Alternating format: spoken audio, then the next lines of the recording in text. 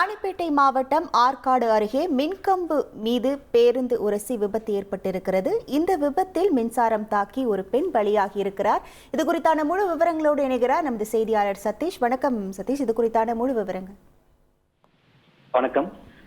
திருப்பத்தூர் மாவட்டம் வாணியம்பாடி அடுத்த வெங்கடாபுரம் கிராமத்தை சேர்ந்த பக்தர்கள் சிலர் மேல்மருவத்தூர் ஆதிபராசக்தி ஆலயத்திற்கு மாலை அணிந்து கொண்டு சாமி தரிசனம் செய்வதற்காக இன்று சென்றுள்ளனர்.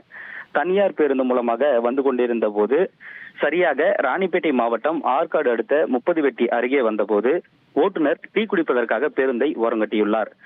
அந்த இடத்தில் ரிவர்ஸ் எடுப்பதற்காக சென்றபோது தாழ்வாக சென்ற மின்கம்பியின் மீது பேருந்து மேற்கூரையானது பட்டு மின்சாரம் பேருந்தின் மீது பாய்ந்துள்ளது.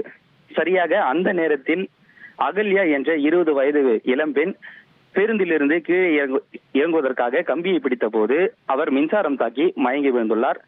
சக பயணிகள் அவரை மீட்டு சிகிச்சைக்காக ஆற்காடு அரசு மருத்துவமனைக்கு அழைத்து சென்றுள்ளனர். அங்கு அவரை பரிசோதித்த மருத்துவர்கள் அவர் வரும் வழியிலேயே இறந்துவிட்டதாக தெரிவித்துள்ளனர்.